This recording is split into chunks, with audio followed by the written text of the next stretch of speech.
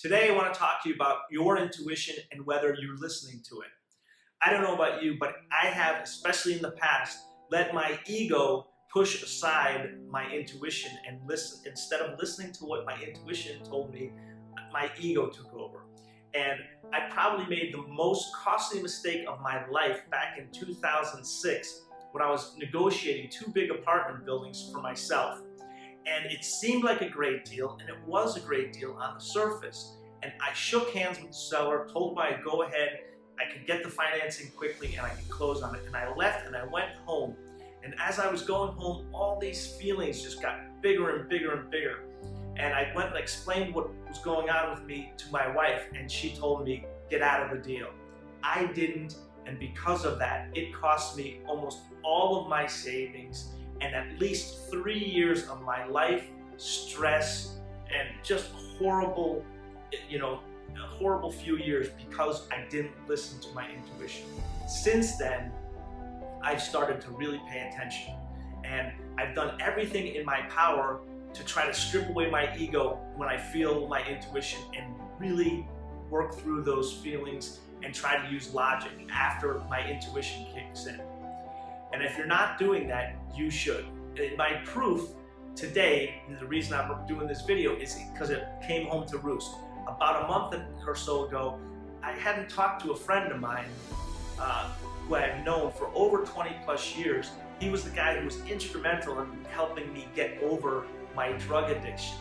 He's a hypnotherapist, he's an NLP coach, and he's an EFT trainer.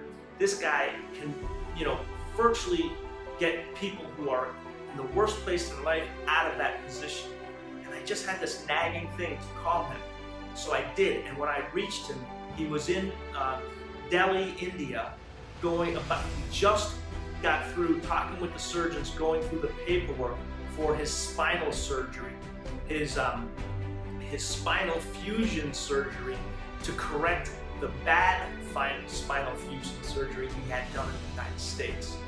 And one of the outcomes that was possible at 35% was death.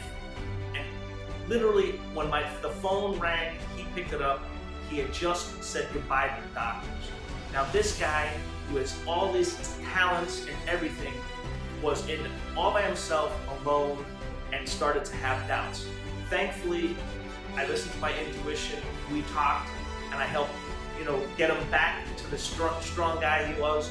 And Ron called me today and told me he's recovering, he's doing amazingly well, and he's exactly where he envisioned he would be 30 days after the surgery. The reason I'm telling you this is if there's somebody in your life that you wanted to talk to, but your ego's getting in the way, I'm telling you, imploring you, forget your ego, pick up the phone, call him or her, and just talk. You don't know how good it could be for them or even how good it can be for you. There's nothing wrong with listening to your ego. It was put into us back when we were cavemen because it's how it kept us safe, how we didn't get eaten by woolly mammoths as much, because our intuition, our spidey senses tingle and give us this, this unknown sense. So listen to it. All right, I hope you take this advice, and I look forward to talking to you soon. Take care. Bye-bye.